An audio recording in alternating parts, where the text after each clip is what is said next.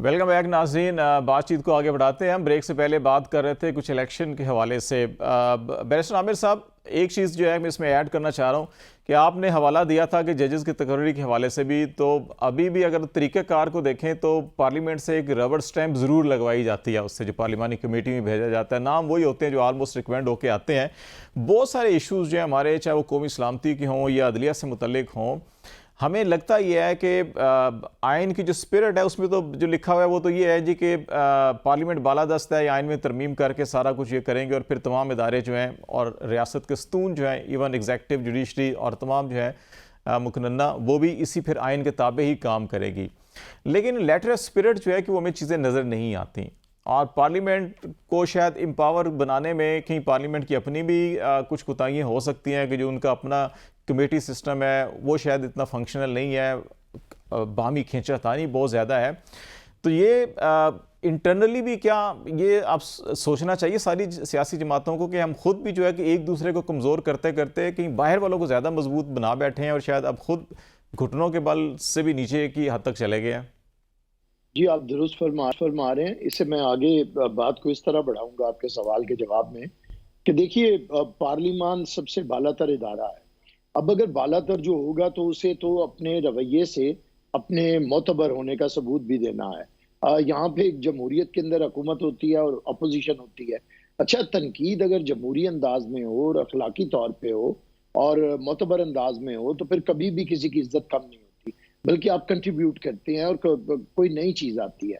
वजह यह है कि सियासतदानों ने आपस में एक दूसरे को इतना जलील और रुसवा किया है कि अब वो खुद भी बहुत तज़हीक अमेज और सतह तक पहुंच गए हैं और दूसरा उन्होंने इदारे का भी इस वजह से बड़ा गर्क हो गया। अब देखिए ना, यहाँ पे हम जो बात करते हैं, हम डिबेट करते हैं कि ये होना चाहिए, ये होना चाहिए, लेकिन अपोजिशन जमात हो, कोई भी हो, जब वो अपोजिशन में आती है और हुकूमत कोई भी हो, जब वो हुकूमत में आती है उनके रवैये बदल जाते हैं। जब अपोजिशन आती है तो उसे आइन याद आ जाता है, उसे जमहूरी रवैये याद आ जाते हैं, उसे इलेक्शन में धांधली याद आ जाती है।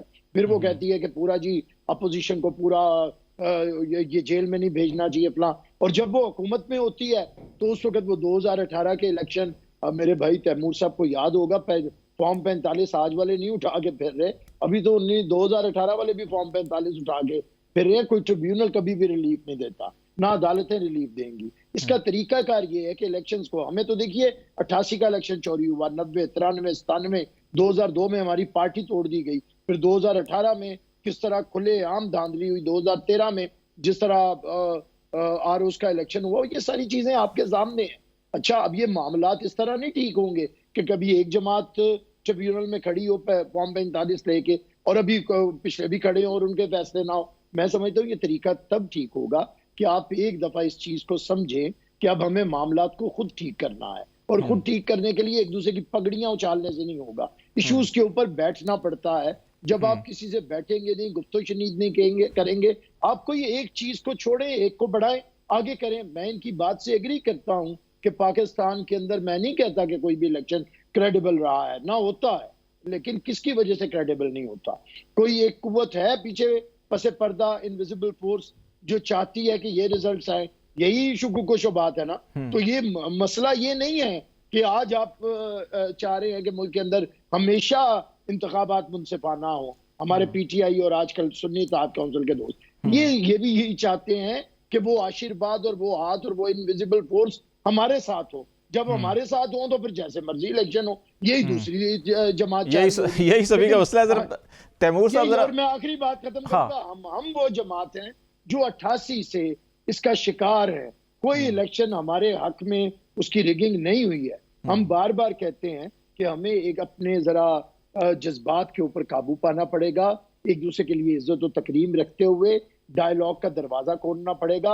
मैं हैरान होता हूं कि पढ़े लिखे लोग भी जब एक मखसूस जमात में जाते हैं तो उनके लहजे बदल जाते हैं, उनके रवैये बदल जाते हैं। तो मेरे ख्याल से अगर गुफ्तगू शनीद की तरफ आए तो मामला ठीक होंगे। पार्लियामेंट में यकजान हो आइन के लिए और जमहूरी रिवायात के लिए, उस पर इकट्ठे होंगे तो फिर पार्लियामान जो है वो बालादस्त होगा और उसकी इज्जत होगी। लेकिन अगर मैं कहूं कि मैं तो इस पार्लियामान का रुकन नहीं हूं, इसमें इसकी वजह से मेरी हुकूमत नहीं बन रही, तो इसे मैं तजलील करूं अगर मेरी जिस पार्लियामेंट में हुकूमत बनेगी उसकी मैं इज्जत मांगूंगा। वैसे इस दफा ये तो फिर कभी भी इस नहीं दफा होगा। तो तहरीके इंसाफ आ चुकी है पार्लियामेंट में, नहीं इस दफा निकल रहे बैरिस्टर जिस तरह तैमूर आके साहब। कर रहे हैं वो भी तो अच्छा नहीं है ना तैमूर खालिद साहब। चले चले एटलीस्ट उस फोरम को यूज तो कर रहे हैं ना कहीं यूज तो हो रहा है, अच्छा हो रहा है, बुरा हो मैं रहा खालिद है साहब मलिक। एक बात करूं, देखिए ना कितना अच्छा होता कि पॉलिटिकली अगर पीटीआई वक्त के ऊपर किसी सियासी शख्सियत को, जैसे शाह महमूद कुरैशी साहब बाहर आए थे, उनके हाथ में भागदौड़ दे दी वो तो जाती तो आने ही आज नहीं सियासी फैसले दे, होते। वो तो किसी आज आप सियासी देखें ना शख्सियत किन को के आने ही हाथों नहीं में। दे रहे बाहर।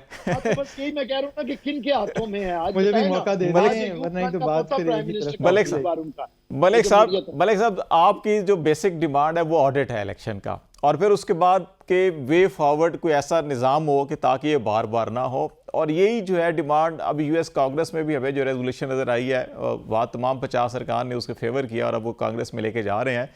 तो एक तो ये किस अंदाज के अंदर सारी जमातें बैठ सकती हैं कि ऑर्डर और वे फॉरवर्ड के ऊपर, नंबर वन। तो नंबर टू, इसी के साथ ज़रा आप हमें ये भी बता दीजिएगा कि अब जो कुछ यूएस कांग्रेस कर रही है ये पाकिस्तान में इंटरफेरेंस होगी या नहीं होगी, जो वो अब डिमांड करेंगे या दबाव डाल रहे हैं और जिस किस्म की लबो लहजा इस्तेमाल कर रहे हैं वो। पहले आपकी जो पहला सवाल है और बैरिस्टर साहब ने जो बात जी जी। की, मैं उसके ऊपर कहूँगा कि देखें ये बिल्कुल ठीक बात है, हमने पार्लियामान को मजबूत करना है, मुस्तहकम करना है। और इस दफ़ा आप देखें पाकिस्तान तहरीक इंसाफ के मेंबरान जो हैं वो पार्लियामान में मौजूद हैं, कमेटीज़ का हिस्सा बनना चाहते हैं। हम तो पब्लिकली कह रहे हैं कि हम पब्लिक अकाउंट्स कमेटी के चेयरमैन जो है वो हमारा रुकन होगा कौमी असम्बली का। हम हमारे जो खैबर पख्तूनख्वा के वज़ीर आला हैं वो वज़ीर आज़म से मुलाकातें कर रहे हैं। हमारे जो लीडर हैं पंजाब असम्बली के लिए नामजद मियाँ असलम इकबाल, उन्होंने कहा है कि वो एक शेडो कैबिनेट तश्कील देंगे। मैं अपनी ज़ाती हैसियत में ये कह चुका हूँ कि मेरे 2 एरियाज़ ऑफ एक्सपर्टीज़ हैं, लॉ एंड जस्टिस और इंफॉर्मेशन टेक्नोलॉजी। मैं उन दोनों के जो वज़रा हैं वफाकी, उनकी कारकर्दगी और उनकी चीज़ों पे नज़र रखूँगा। हम पूरी तरीके से इस अमल का हिस्सा बनना चाहते हैं, जो कमेटीज़ बनेंगी उसके अंदर अपना मौसर रोल प्ले करना चाहते हैं। इसका हरगिज़ ये मतलब नहीं है कि हमारा जो स्टोलन मैंडेट है, हमारे जिन हलकों का मसला है उनके लिए हम इलेक्शन कमीशन, उसके बाद इलेक्शन ट्रिब्यूनल और सुप्रीम कोर्ट के दरवाजे नहीं खटखाएंगे, वो हम खटखाएंगे। और उम्मीद ये है कि 2018 का जिस तरह इन्होंने गिला किया वो 2018 वाली बात नहीं होगी, 2024 के मामला 2024 में हल होंगे। इस चीज़ के ऊपर हमने मिल के काम करना है, ये भी हमारे साथ मिल के चलें। इन्होंने कहा कि इनकी जमात के हक में कभी कोई रिगिंग नहीं हुई, कम से कम मुल्तान के 2 हलकों में, मेरे हलके में और मेरे साथ वाले हलके में, तो इन्हीं के पार्टी के एक ही खानदान के 2 अफराद के हक में रिगिंग हुई है। सो वहाँ हमारा साथ दें, फोरेंसिक ऑडिट के लिए साथ दें, उधर का फोरेंसिक ऑडिट करा लें तो चीज़ें सामने आ जाएंगी। सो ताली दोनों तरफ से बात चलनी चाहिए और बचनी चाहिए। सो दूसरा आपका जो सवाल है कि जो अमेरिकी कांग्रेस ने किया, देखें 2 चीज़ें हुई। आपने रेजोल्यूशन की बात की, एक तो बात है फ्री एंड फेयर इलेक्शंस के ऑडिट की। उसके मुतालिक हमारे यहाँ क्या पूरी दुनिया में रिवाज है कि इंटरनेशनल इलेक्शन ऑब्जर्वर्स आते हैं, कमेंट्री होती है, इदारे भी देते हैं, मुल्क भी कमेंट्स करते हैं उसके ऊपर। तो जहाँ तक फ्री एंड फेयर इलेक्शन या ऑडिट की डिमांड की बात है, जो उन्होंने बात की है, उस हद तक तो ठीक है। जो उसके बाद जो दूसरी बातें हुई कल की कंग्रेशनल हियरिंग में, जहां पाकिस्तान चीन ताल्लुकात, पाकिस्तान ईरान ताल्लुकात, गैस पाइपलाइन, सीपैक और बाकी चीज़ों की बात हुई, वो मैं समझता हूं कि वो नामुनासिब भी थी और पाकिस्तानी मामलात में मुदाखलत भी थी। उसका हमें इकट्ठे होकर पाकिस्तान के तौर पे जवाब भी देना चाहिए कि हमारे अंदरूनी मामलात में और हमारी जो खारजा पॉलिसी है उसके ऊपर असरअंदाज होने की कोशिश कोई नहीं कर सकता, ना किसी को करनी चाहिए। तो ये बात बहुत वाज़ेह है, पहले भी वाज़ेह रही, आइंदा भी वाज़ेह रहेगी और इसमें कोई दो राय नहीं होती। और इसमें ना सिर्फ खारजा पॉलिसी बल्कि आपकी जो स्ट्रेटजिक इश्यूज़ हैं, आपकी जो इकोनॉमिक पॉलिसीज़ हैं, आपकी ट्रेड के ऊपर बराह रास्त जो है कि वो इंटरफेरेंस या इन्फ्लुएंस डालने की कोशिश की जा रही है। लेकिन इससे एक बात और वाज़ेह हो जाती है जो कि पहले की बात थी, कि इसका मतलब है कि ये तो एक पब्लिक हियरिंग थी और लोगों का इंटरेस्ट था, सबने देखा तो हमें ये पता चला। वैसे तो ऐसी हियरिंग्स होती रहती हैं मुख्तलिफ ममालिक के बारे में, तो कि ये है कि वो असरअंदाज होने की कोशिश करते हैं। वो जो कांग्रेस की कमेटी के अरकान थे वो अपने ही सरकार के अफसरान को ही डायरेक्शंस दे रहे थे, सजेशंस दे रहे थे। तो उससे हमें सीखना चाहिए।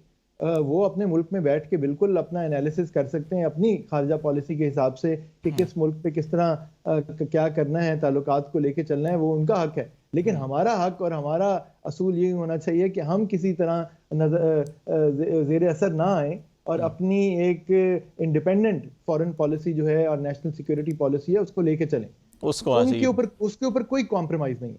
और इसमें मेरा ख्याल है कि सारी जमातें मिलकर इसके ऊपर अगर मौक़िफ़ बनाए तो ज़्यादा बेहतर है, रेदर देन कि हमने देखा कि इस पर पॉलिटिकल पॉइंट स्कोरिंग करने की कोशिश की गई पिछले 2-4 दिनों के अंदर, और फिर अगेन वो साइफर के मामले में उलझा के, लेकिन ये नहीं देखा जा रहा कि फ्यूचर के हवाले से वो क्या दबाव है, उससे कैसे निकलना चाह रहा है। तो आमिर साहब ज़रा मैं आपकी तरफ भी आता हूँ, और आपने इलेक्शन की वैसे बात की, मुझे ज़हन में एक 93 का इलेक्शन आ रहा था, उसमें गालबन 79,80,000 वोट थे PMLN की, और 73 सीट्स जीती थी, और 75,78,000 पीपल्स पार्टी थी, और 89 वहाँ पे कहीं ना कहीं एक एज सा नज़र आता है कि पॉपुलर वोट ज़्यादा वहाँ पे नून लीग का था, लेकिन नशिस्तें आपकी थीं। और दूसरा मुझे ज़रा ये बताएं कि ये ईरान गैस पाइपलाइन ख़ास तौर के ऊपर, चाहे 2011 हो, 12 हो, 13 हो, उसमें पीपल्स पार्टी ने बड़े इनिशिएटिव लिए थे, ऑन ग्राउंड वहाँ पे काम किया था इसको, लेकिन वो नहीं बन सका। दिसंबर 2014 इसकी टारगेट था इसका कंप्लीट करने का, अभी तक नहीं हो सका। तो आप इस सारे सिचुएशन को, तैमूर मलिक साहब भी जो कह रहे हैं कि हमें सबको मिलकर इसके ऊपर एक बड़ा जानदार मौका बनाना चाहिए, तो इस पर क्या राय है आपकी? देखिए, पहले तो 93 के जो इलेक्शंस की बात की, उस वक्त पीपल्स पार्टी GDA के साथ गई थी। हमारा एक इलेक्शन अलायंस था, PDA शायद। तो उस वक्त उनकी वोट्स को काउंट नहीं किया जाता, सिर्फ पीपल्स पार्टी के वो अलहदा वोट्स थे दूसरी जमातों के, पहली बात। सेकंड के पीपल्स पार्टी छोटे सूबों से ज्यादा जीत के आई थी, सिंध हो गया, KPK हो गया।